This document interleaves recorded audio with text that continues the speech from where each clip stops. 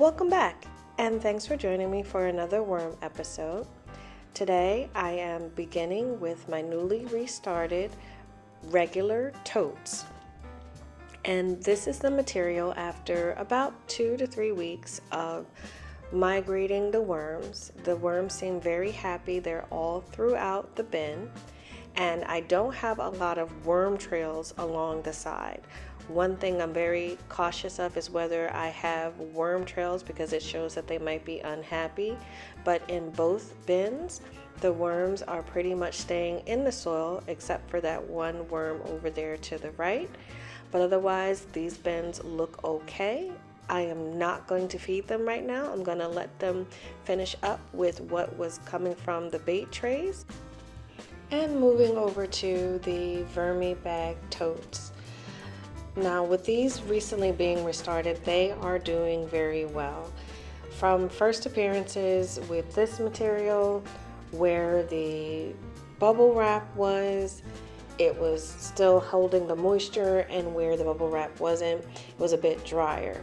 Not too dry where I would be concerned, but I know I mentioned this a lot. From what happened last year, I do want to keep the bin on the wetter side. Here's a good worm ball.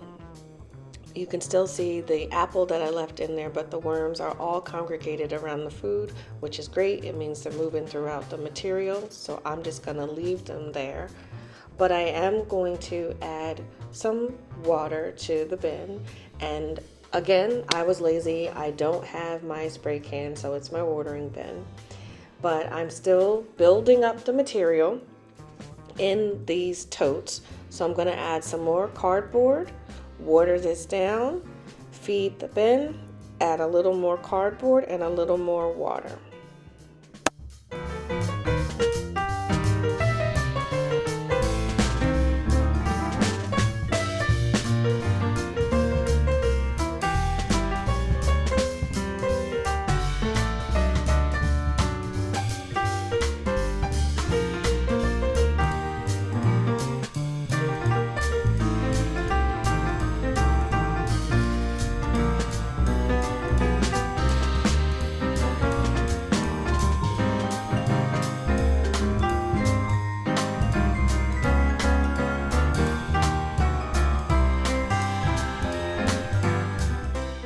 And with the water on the last layer, this bin is all set.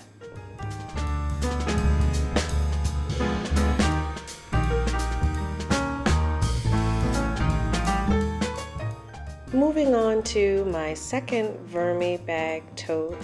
Now with this one, I only put the bubble wrap in the middle because it was a bit wetter last week. So you can see here how it's drier along the edges.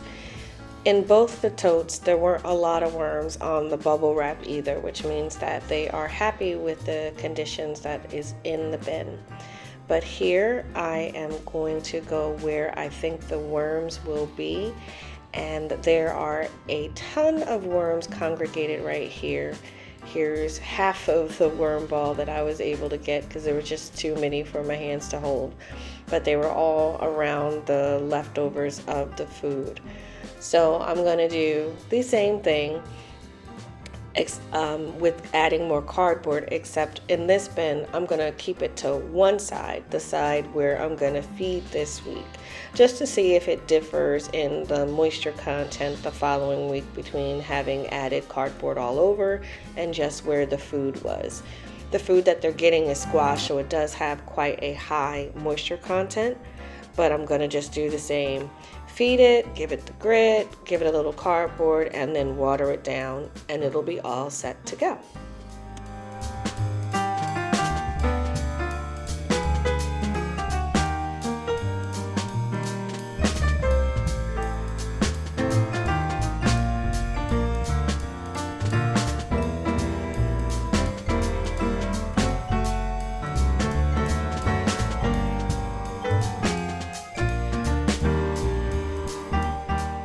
And the final bin, as always, is the Vermibag Mini.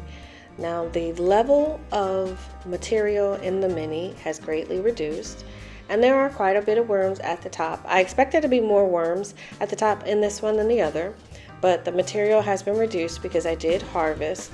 So I'm also focusing on this one on raising the level of material and castings in the bins.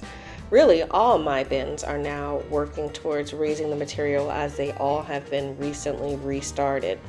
And I prefer to have them all on the same schedule than different ones. It's just easier for me to remember.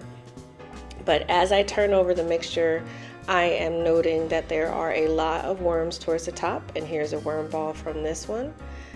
Nice size worms in here. Again, my worms in this one, and it's probably due to the size of the bin, are much larger. But the contents were a little dry, so I'm gonna add water to the bottom and add some food before adding some cardboard to this one. And I'm gonna add a pretty heavy feeding to this one to add a bit more moisture into it. But once I finish with this, I'm just going to add another layer of cardboard and some more water, and this one will be finished as well.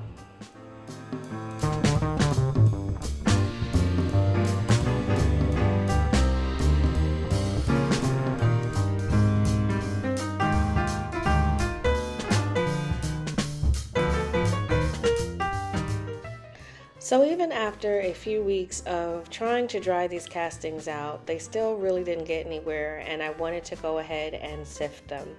So the material from the Vermibag Mini was still a little wet and clumpy, but I'm going to attempt the sift. And if you want to see a longer video on how I sift my castings, you can click on the link above. In this video, I'm just showing my 3 bucket system or 3 bin system, where I have a fine mesh strainer and then a medium one or coarser one on top. The coarse material ends up going into the Vermibag Mini. The fine material, of course, I save and use as castings for planting in the garden. And the mid-grade one, I end up putting back into the tote bins and trying to get that a little more broken down. So this is what the coarse castings look like after going through the sifter, and these are the mid-grain ones that will end up going back into any of the totes that I have. And that concludes this video. Thanks for watching. I hope you've enjoyed the content.